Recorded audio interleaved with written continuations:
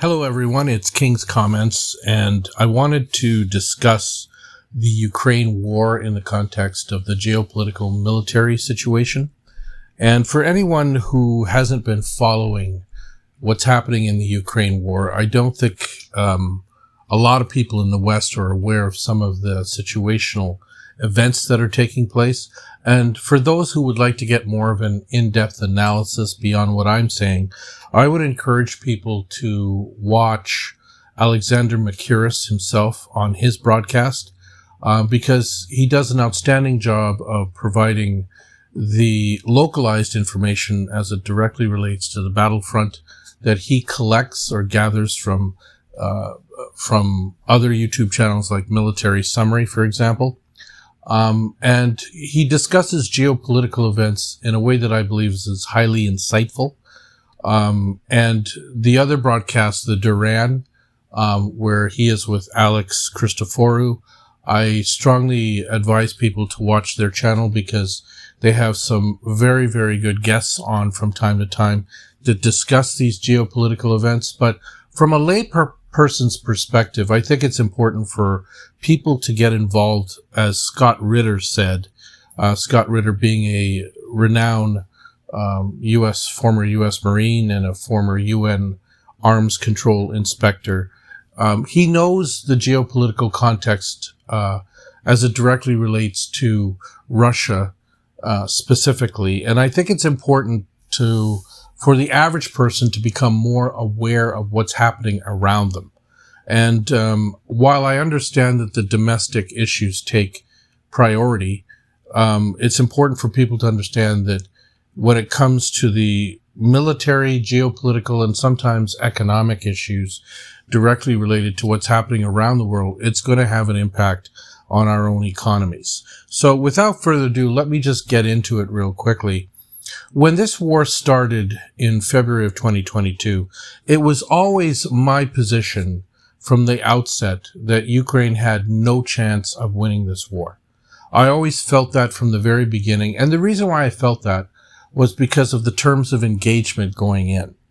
I felt that it was impossible for a smaller country devoid of any air power to be able to make a difference on the battlefield over any length of time. And understanding Russian military doctrine, I think is extremely important. And I don't know what is the mindset of the leaders in the West.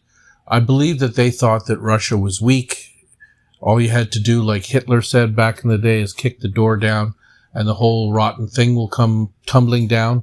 I think that mindset took over in the Western capitals. They felt that Russia was so weak that everything would come tumbling down once they introduced sanctions. And they were completely shocked to the extent that the Russian economy was able to rebound and then grow effectively. And I think what's even become more astonishing over time is that the Russian military-industrial complex may at some point even outstrip the United States in terms of its ability to provide not only quantitative value on the battlefield and in general, but even qualitative value. And I think that's been seen from the performance of the Russian Kinzhal and Iskander hypersonic missile systems.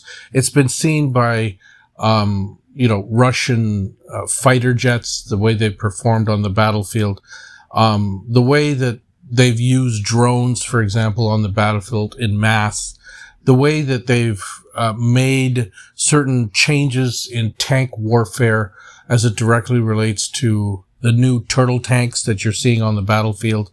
These are all things that are making them more battle-hardened, more built with a certain resolve. I think right now what you're seeing is a resurgence of Russia, where people now believe that this war is a great patriotic struggle and that they are not taking any prisoners, meaning that they will not negotiate from a position of weakness. And what we're seeing in 2024 is we're seeing the Russian military might gradually moving forward with the goal of decimating Ukrainian formations. This war, from the Russian standpoint, isn't about land. In the process of decimating Ukrainian divisions, they will take that land. And I think that's important for people to understand, is that the way the Russians have consistently fought combat since World War II has all been about decimating their opponent to the point where manpower becomes a shortage. Now, if we go back to World War II, the Germans had incredible qualitative advantages in the air and on the ground, and you could make the argument that their soldiers were, more professional. You could make the argument that the German army in 1941 was the most professional army in the world, without question. You could make that argument. And the Germans were known for lightning war. Lightning war meant fast, quick. They needed to win quickly. And the reason why is because their military-industrial complex, comparatively, was smaller than the collective West, including the United States, for example. There was no way that Germany, once the United States declared war, once Russia moved its factories to the east, there was no way that the German military could effectively compete against that kind of activity moving forward. And I think what we're seeing today is a manifestation in a limited way of that specific military doctrine. The military doctrine of quantity and quality. And I think what we're seeing in Russia, particularly from the military-industrial complex, is quantity. So, for example, a lot of people don't understand that part of the Russian military doctrine for conventional war is a heavy reliance on artillery. And when you consider what artillery has done in this war, it has completely decimated the Ukrainian army. I mean, the Ukrainian army has died in droves because of Russian artillery. The drones, on the other hand, have killed off Ukrainian armor. And I think that's extremely important for people to understand. When you look at how this war has been conducted from the Russian perspective, they have used artillery as a weapon to kill soldiers, okay, and also to kill other artillery systems. They have used drones to a higher degree to eliminate the other side's tanks, infantry fighting vehicles, and artillery at the same time. But what I find very interesting about this war is that the Ukrainians are fighting it devoid of air power. And they've been doing this for so long. The thing that I find almost unbelievable to understand is how any modern military individual, a modern day military strategist, could think that they could win a war where, number one, their supply lines were harassed, right? So if you look at how Ukraine has to supply those soldiers with Western equipment at the point of contact, they basically have to use train lines, right? Or they have to use land routes like the Dnieper bridges to get across to be able to get that armor into the point of contact. And the Russians can see all of that. This is not a mountainous country. This is a country that's flatland. So the Russians have complete control of the skies, complete and abject control of the sky. So what the Russians have basically done is they've baited the Ukrainian and the Western powers to bring their artillery systems, their HIMARS, their high quality assets into the point of contact where they're being systematically destroyed. Systematically destroyed. Again, I think this is important for the average person to know that upwards of about $150 billion, not including the $61 billion aid package that's already been approved, of which only $14 billion, if we're lucky, will be actually on the ground in Ukraine. All of that's been blown up. The Russians have effectively destroyed those munition systems. in the process of doing that, the Ukrainians have lost almost 600,000 men on the battlefield. Now, I want you to stop and think for a moment. Those losses are absolutely horrendous. And those losses are in part due to the fact that now you've got new weapon systems that the Russians are introducing to eliminate fortifications. So, for example, the Russian glide bombs, the Fab 500s, 1500s, 2000s, and 3000s, those things can eliminate fortifications to the point where the only thing left standing after that is basically been vaporized. There's nothing that's left standing. So if you have complete control of the air and you're able to drop those kinds of munitions on fortifications, it forces you to keep withdrawing. And what we're seeing right now is we're seeing formations of Ukrainian soldiers withdrawing because they don't have the capacity to compete under those kinds of circumstances. I mean, let's be honest here, okay? There's absolutely no way that Ukraine is going to be able to take any part of the territories that belong to Donetsk, Lugansk, the 4 regions, and the thought of them actually retaking Crimea, that's laughable. That's simply not going to happen. They don't have any manpower to do it. So this concept or notion of victory in the UK, in the Ukraine conflict, is absolutely unequivocally a real joke. And I believe that the joke is being played on the Ukrainian people. I think Ukraine, the best option for Ukraine would be to sue for peace right now, and where the government eliminates or gets rid of Zelensky and basically says, okay, we're going to be completely neutral, but we want to exist as a state. And to be honest, I think the West should be able to live with that, because you've been hearing from places in Washington, like in Washington and in France, in Paris, where even that idea might be acceptable because they might see that as a form of victory, that the Russians didn't take Kiev. But let's be honest here. The Russians were never interested in taking Western Ukraine. And the reason why is because they don't need an insurgency on the Western side, because the Western Ukrainians are culturally different from the Eastern Ukrainians. The reason why the Eastern Ukrainians, or why the Ukrainians in general, have failed miserably in eastern part of Ukraine is because they haven't been able to develop an insurgency where they could harass Russian supply lines from a military perspective. And that right there, at the end of the day, shows that the people of eastern Ukraine are primarily with their Russian liberators. You can clearly see that. The only places where countries were able to win devoid of air power were insurgencies. And when I talk about insurgencies, I'm talking about places like Vietnam and Afghanistan. The Afghans, Taliban, were able to defeat the United States and its allies and take over the country in 2 days. Guys in pickup trucks. The Viet Cong was able to defeat the United States military decisively. And they were able to do that because they fought an insurgency.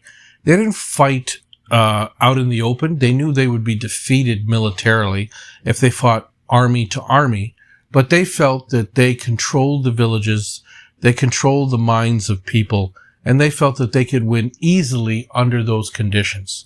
And this is what they did. The United States couldn't defeat villages. They couldn't defeat civilians. They couldn't defeat people that wanted to harass their supply lines. And this is something that is not happening in the Ukraine. It could happen in the western part of the Ukraine if the Russians took it, but the Russians really don't want to do that. And the way they see it is that they're going to eliminate their military capability. It means they're going to destroy their army before that becomes a situation moving forward. Another thing that I want to add, as it directly relates to this whole situation, is that a military collapse in Ukraine is coming. Whether it takes place at the end of this year or the beginning of next year, Ukraine doesn't have enough manpower to sustain conflict. Now, what I mean by that is that a lot of people might say, well, there's a lot of men of military age in the Ukraine, in Kiev and Lviv, and all these cities in Western Ukraine that could still be brought to bear. But what they don't understand is that these are people that are not patriots. These are people that are being forced conscription. And those are the first people that are likely to surrender, be cannon fodder. These are not people that are interested in fighting. So if you don't have people that are volunteering to fight, then the object of winning or the idea of winning is slim and none. You're taking people that don't want to fight, forcing them to fight on the front lines because their life depends on it. And those are not the best soldiers. They end up being dead or they surrender. And what we're seeing in Ukraine is simply that. We're seeing people dying and surrendering. Now, I want to address this idea of fortifications. You know, during the Ukrainian offensive, one of the things that the Russians did, and they knew what they were doing when they did this, was they built 3 layers of fortifications, and it's often been said that the last bit of fortifications, the Surovikin line, was so sophisticated, well built, well thought of, that the idea of the Ukrainians breaking those lines was completely ridiculous. I mean, let's be honest, the whole counteroffensive was a complete mistake, considering that there was no air power to provide them cover for the counteroffensive. So the Russians basically mined an area the size of Florida, forcing armor through those areas, and we all know what happened to that armor. We all saw that that armor was eliminated in quick order. And what it did was it cost the Ukrainians their most experienced soldiers and their most well-trained, because many of those were trained in the United States and other Western capitals, and they were either dead or wounded. And so what we've seen here in 2024 is we're seeing the complete degradation of the Ukrainian military. The Azov battalions, the brigades, the 47th Brigade, all of these brigades are being degraded in a way that Scott Ritter mentioned earlier is a situation of simple math. I mean, if you lose 20% of your men on the front, you should be able, a real military should be able to replace them very quickly. A real combatant should be able to replace them quickly. And what we're seeing here is the Ukrainians can't. In fact, the Ukrainians haven't sent anyone to train in the United States since the counteroffensive. If word serves me correctly, they haven't been able to bring any Ukrainian soldiers of record to get more further training. So what that tells me is that what you're seeing on the ground is you're seeing basically recruits coming in with no experience, being basically, here's a gun and here's bullets and see what you can do out there. And again, an infantryman, I think a lot of people just don't understand this. An infantryman is only as good as his armor, meaning that typically the way wars are fought is that you have armored brigades ahead of your infantry, and your infantry is basically there to mop up, meaning that their job is to essentially go out there and eliminate the dazed combatants that have been battered and bruised from the tanks and fighting vehicles that are putting heavy fire on them. And this is not the case. We're not seeing that at all. Now, I think it's important for people to understand when it comes to Russia, the Russian military has been extremely deliberate in the way that they've sort of fought this war.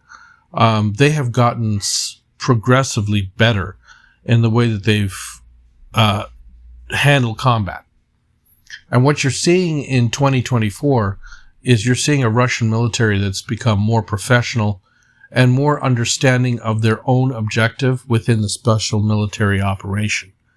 And when I talk about the special military operation, what I'm actually referring to is not this concept of going out and basically taking over the entire part of Ukraine. The special military operation was limited to only taking over the 4 provinces and strengthening the relationship with Crimea from a military perspective.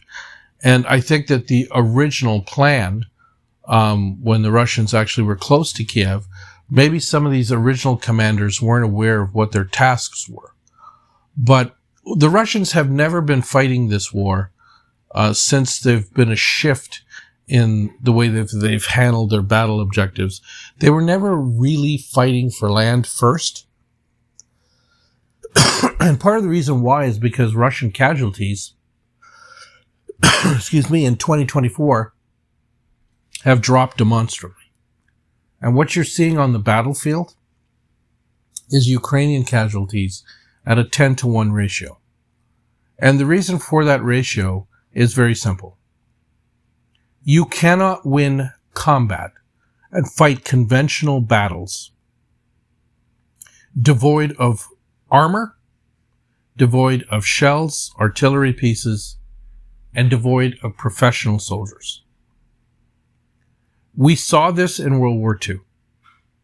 When the Germans lost the initiative in 1941 and then further lost the bulk of one of their greatest armies, the 6th Army at Stalingrad, what happened to the German army? The German army in the East was degraded. Their ability to fight the Russians and inflict casualties were still there. They could inflict casualties, but they could not turn the tide of the war because there weren't simply enough of them to be able to make a difference. And this was evident in specifically the battle at Kursk. So if anyone remembers that battle, the German tank formations, the Panzer tank formations, fought incredible heroic battles where the number of Russian tanks that they eliminated, knocked out, were huge. But it wasn't enough to turn the tide because there were too many Russian tanks coming onto the battlefield and not enough Panthers and Tigers to replace the ones that were knocked out. And I think the West hasn't learned from this. And I think that they don't understand their foe, their opponent, or if you want to call it their enemy. They should have actually understood the Russian war machine. And I think what they didn't understand is that they should have actually in 2022, when they had the Russians on the ropes, because the Russians were still trying to figure out what their objectives were, they should have sued for peace then. Because at the very least, they had pushed the Russians back close to their original borders. But once the Russians figured out what they actually really wanted to do, the beginning of the end was bound to happen. And I go back to the battle at Mariupol, not to Bakhmut. I'll go back to the battle at Mariupol. And this is where I believe the Ukrainian army, the degradation of the Ukrainian army was actually beginning to happen. Bakhmut actually only increased the resolve of the Russian army to eliminate them from that area. And they didn't care how many casualties they took to do it. Today, however, what we're seeing is a different kind of war than what we saw in the Battle of Bakhmut. We're actually seeing a different kind of war than we saw at the battle at Avdiivka. We're seeing a combat situation where Ukrainians are running for their lives. And to be honest with you, if the Russians want to engage on any specific battlefront, they can do so quite comfortably at any point along the point of contact. They pick and choose the areas of contact that they wish to put stress on the Ukrainian forces.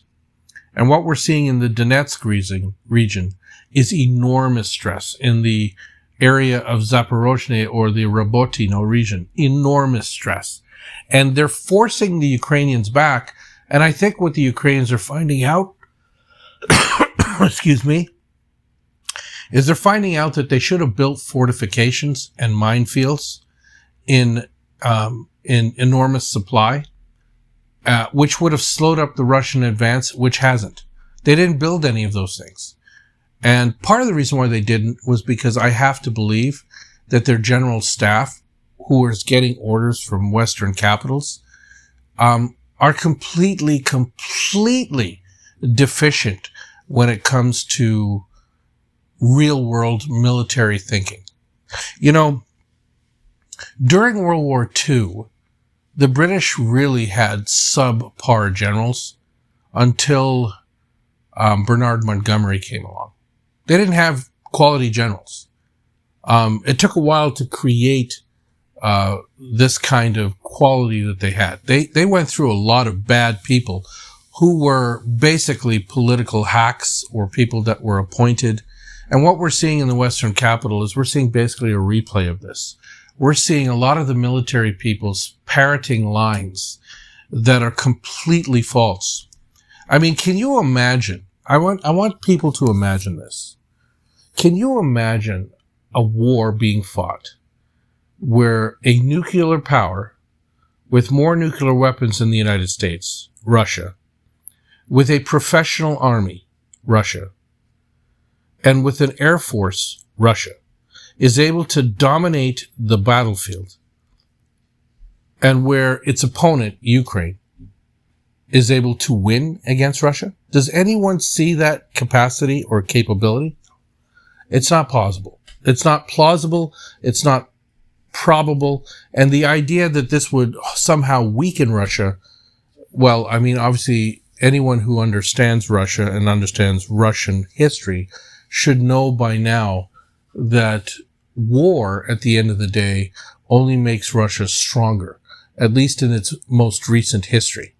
So when you look at how the Russian military-industrial complex has grown, I mean, there's really nothing to stop Russia from increasing defense spending right now to U.S. levels.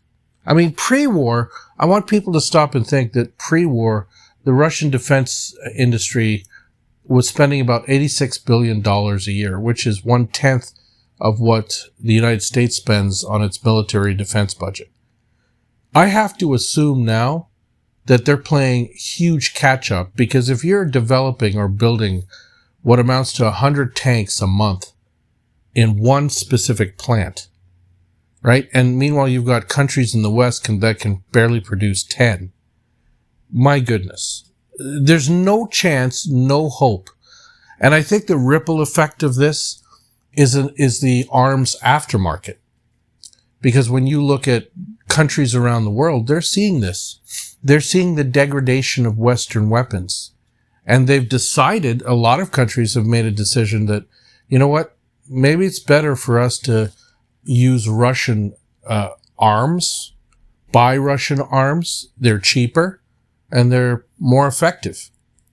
I mean, to be honest with everyone who's listening to this, the Russian military right now is at least 500,000 men stronger than it was when it started. Now you've got a military that's probably going to be upwards of a little over 2.2 million by the time this is all said and done. And those people are going to remain under arms because they simply don't trust the West, and because the West has brought in other countries in NATO, which I believe is a complete joke. NATO has outserved its usefulness, and it's a provocateur and an instigator. But I believe that this provocation, instigation, is a direct result of Western hegemony being, what's the word? They're being degraded around the world. And what you're seeing is this multipolar world, which is now taking shape. And as the West degrades, it has to find conflict to degrade the main instigators of the multipolar world, the Russians and the Chinese. But see, what they've failed to understand is that Russia and China, as a behemoth together, have economies of tremendous proportion. I mean, the Russians, let's just talk about this. Borrell said that they were nothing more than a gas pump. But if all they are is a gas pump, then I guess all Europe is right now is a place for immigrants to go, because they have nothing else to provide. You have European economies in complete tatters. You have European economies incapable of dealing with immigration issues. You have massive inflation. You have no more cheap gas. And meanwhile, the Russians, on the other hand, have decided to forge relationships with other countries that are more than capable of removing this whole idea or notion that the West is important. So the amount of shipments of oil and gas to India has increased. The oil and gas pipelines directly to China have increased.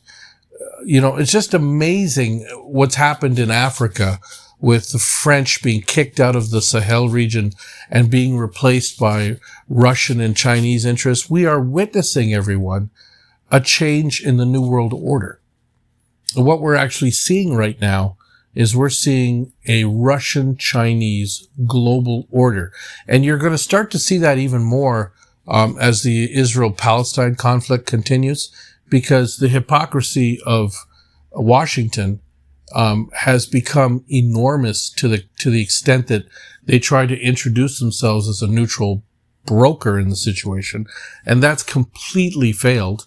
But again, getting back to the military situation on the ground with Ukraine, there's absolutely no way that $60 billion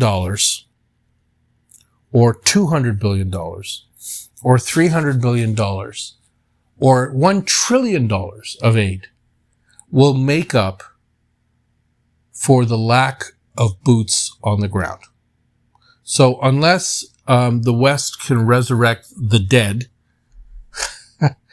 unless they can resurrect the dead, there's no way that they can win.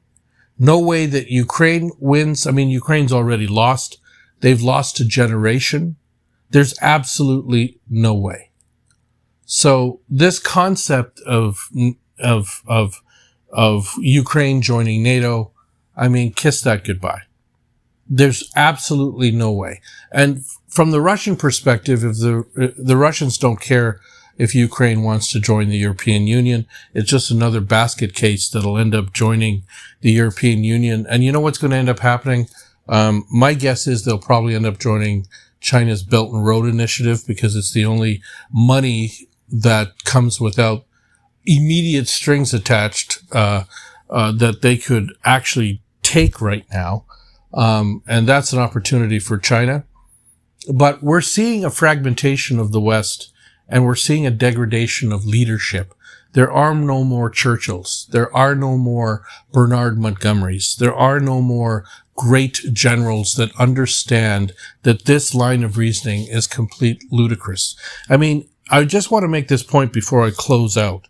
And that is that during World War II, the defeat of Adolf Hitler, the specific defeat of Adolf Hitler, came at the hands of the Russian armed forces. The West did play a role, but to be honest with you, it was an insignificant role. I want everyone to stop and think for a moment that Normandy would never have happened in June of 1944 had not the Germans diverted 24 divisions to Eastern Europe to fight the Russians. Now, I want you to stop and think. If 24 German panzer divisions had been stationed along Normandy beaches, would American soldiers, Canadian soldiers, and British soldiers have even landed? No. They would be slaughtered on the beaches like they were at Dieppe. in a limited engagement in 1942. And so what I'm trying to say here is that the Russian military might comes from its ability to build quickly and to basically engage its populace in what is called the Great Patriotic War. And they're seeing the war in Ukraine as a second Great Patriotic War. They're seeing this as an existential threat to their nation state. And there's no way that they're going to allow the collective West to win. Now, if the West wants to play the game of nuclear war or playing brinksmanship, that will be a very disastrous conflict. And the reason why is because anyone who thinks that the Russians will not use nuclear weapons, tactical nuclear weapons, on NATO bases if their land is attacked with Western weapons is completely clueless to the reality of the current Russian leadership. The man in charge right now and the people that run Russia right now are all about Russia. They can't be bought and paid. This isn't Boris Yeltsin. These are men that are patriots. And you could tell that from the recent arrest of one of the deputy military defense individuals within that inner circle. He was apparently collecting a small bribe, and they basically arrested him. So what I'm suggesting right now is that the West has two options. One is they go down this path and they got completely obliterated. From a diplomatic perspective, they're going to look like idiots because this is a war that they will lose, or they sue for peace now. And I think the good thing about the collective West is that none of these leaders are there for any length of time. And what I mean by that is that the Bidens, the Macrons, the Scholz of the world, these are all people that can be replaced within the next election cycle. And I'm going to make this point clear. They will be. They will be not because of the military situation on the ground in Ukraine, because the majority of people in those capitals don't understand what's going on. They're going to be replaced because their economies in the countries of origin have been completely decimated by the policies of these leaders. Macron in France, Biden in Washington, Scholz in Germany. And you've got Ursula von der Leyen, who's been involved in some funny, shady business with respect to nepotism within the European Union. All of these neocons, these liberals, I believe are going to end up getting replaced, just like people in Hungary are thinking. They're going to start to see more leaders like in Hungary and Slovakia. You're going to start to see more people that understand that this is not a bear that you can poke and expect not to get poked back, and poked back hard where it hurts. So this is my first attempt at an audio message. I will be providing more audio messages from a geopolitical perspective on world events. I'm sure that we'll be hearing a lot more about Israel-Palestine, the Rafah invasion. I'll be talking about that. The geopolitical situation between China, Taiwan, and China vis-a-vis the Philippines. These are all issues that are yet to be played out, and I believe will be played out. And it's where the West is going to end up losing. And the reason why they're going to end up losing is because of the fact that from a military perspective, they don't have the capacity. And secondly, I think more importantly, they don't have the will of the people behind them. They don't have the will of the international community behind them like they once did. So thanks once again for listening to me. And my next audio message will probably be within the next couple of days.